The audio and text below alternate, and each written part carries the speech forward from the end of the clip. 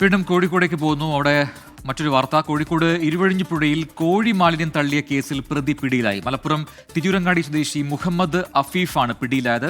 വാഹനവും കസ്റ്റഡിയിലെടുത്തു. മിഥില ബാലൻ കോഴിക്കോട് നിന്ന് ചേർന്നു കൂടുതൽ വിവരങ്ങളുമായി. മിഥില, ഈ രീതിയിൽ പുഴയിലേക്ക് മാലിന്യം, ഇത്തരത്തിലുള്ള കോഴി മാലിന്യം അടക്കം തള്ളുന്നത് പലയിടങ്ങളിലായി റിപ്പോർട്ട് ചെയ്യപ്പെടുന്നുണ്ടായിരുന്നു. ഇതിപ്പോൾ ഈ സംഭവം എപ്പോൾ നടന്നതാണ്? അതിലെന്താണ് നടപടി?